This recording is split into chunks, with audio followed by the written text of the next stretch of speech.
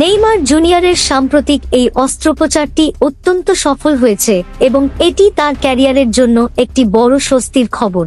ব্রাজিলের বিখ্যাত চিকিৎসক রদ্রিগো লাসমার এই সার্জারিটি সম্পন্ন করেছেন।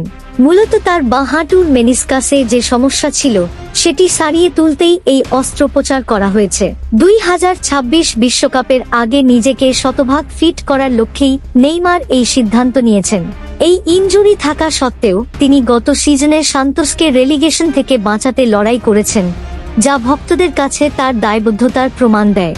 এখন সার্জারি শেষ হওয়ার পর তাকে কিছুদিন বিশ্রামে থাকতে হবে। আশা করা যাচ্ছে 2026 সালের মাঝামাঝি নাগাদ তিনি পূর্ণ শক্তিতে মাঠে ফিরবেন এবং কার্লো আনচেলত্তির অধীনে ব্রাজিল দলের হয়ে বিশ্বকাপের মিশন শুরু করবেন। নেইমার নিজেও খুব আত্মবিশ্বাসী যে এই সফল অস্ত্রোপচারের পর তিনি আবার তার চেনা ছন্দে ফিরতে পারবেন। সর্বশেষ তথ্য অনুযায়ী বিশ্বকাপের আগে ব্রাজিল ফুটবল ফেডারেশন দুটি বড় প্রীতি ম্যাচের সূচি চূড়ান্ত করেছে। আগামী বছরের 26 মার্চ বোস্টনে ফ্রান্সের বিপক্ষে এবং 31 মার্চ অরল্যান্ডোতে ক্রোয়েশিয়ার বিপক্ষে মাঠে নামবে সেলেসাওরা। নেইমারের আজকের এই অস্ত্রোপচারের পর চিকিৎসকরা জানিয়েছেন তার সেরে উঠতে বড়জোর 1 মাস সময় লাগবে। এর অর্থ হল ফেব্রুয়ারির মাঝামাঝি নাগাদ তিনি মাঠে ফেরার জন্য পুরোপুরি ফিট হয়ে যাবেন এবং মার্চের এই গুরুত্বপূর্ণ প্রীতি ম্যাচগুলোতে তার খেলার প্রবল সম্ভাবনা রয়েছে। কোচ কার্লো আনচেলত্তিও স্পষ্ট করে দিয়েছেন যে এই প্রীতি ম্যাচগুলোতে নেইমারের পারফরম্যান্স দেখেই তিনি বিশ্বকাপের চূড়ান্ত দল সাজাবেন।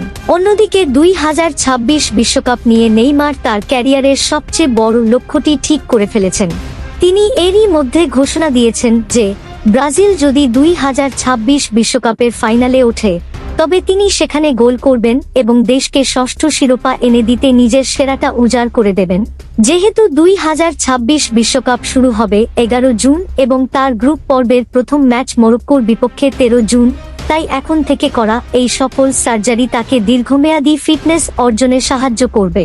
সান্তোসের সাথেও তিনি অন্তত আগামী বিশ্বকাপ পর্যন্ত চুক্তি নবায়ন করছেন যাতে বিশ্বকাপের আগে পর্যাপ্ত ম্যাচ খেলার সুযোগ পান। তাই সব ঠিক থাকলে ক্রোয়েশিয়ার বিপক্ষে প্রীতি ম্যাচ এবং 2026 বিশ্বকাপের মূল মঞ্চ উভয় জায়গাতেই আমরা নেইমারকে আবার হলুদ জার্সিতে দেখতে পাব। ভিডিওটা ভালো লাগলে চ্যানেলটি সাবস্ক্রাইব করে দিবেন, কমেন্ট করতে ভুলবেন না। পরবর্তী ভিডিওতে রিপ্লাই ভিডিও দেয়া হবে।